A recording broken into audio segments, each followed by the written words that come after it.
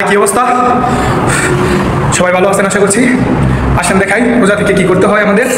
তো আলহামদুলিল্লাহ আজকে তো ভিতরে গাছ পাইছি, অনেক ভালো লাগতেছে। দেখেন এই অবস্থা।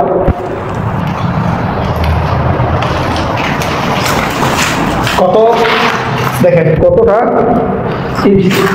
আমাদের হ্যাক মারতে হয়। হ্যাক মেরে মেরে এই যে শুধু পাথর এইগুলি হ্যাক মেরে মারতে হয়। পুরোটা মারতে হবে এ পর্যন্ত, এখান থেকে এইখানে যতখানি হলো আছে ভিতর শুধু হোল হয়ে গেছে, তাই এটা বানাচ্ছে শুধু কমে।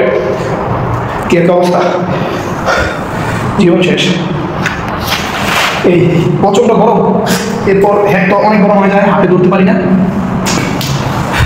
তার মাঝে রোজা রেখে প্রচুর গরম এই জায়গাটা, বাতাস নেই, কিছু নাই, সব দিকে দেখেন বাতাস আসার কোনো চান্স নাই।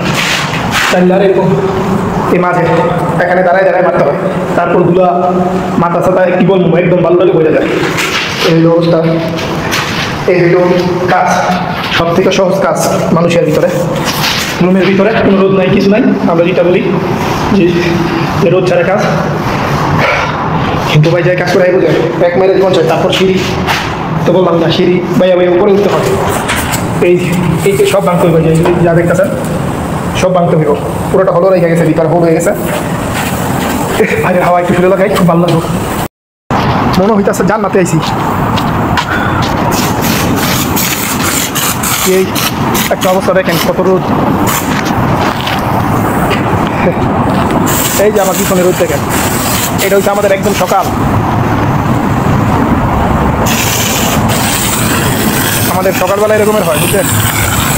বাকিটা তো আছেই, আর ভিতরে যে কি গরম ভাই, কি বলবো, অবস্থা খারাপ,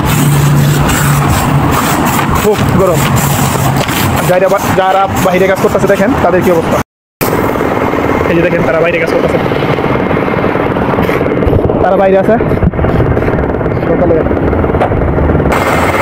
সূর্যটা আজকে খুব ভয়ানকভাবে উঠছে।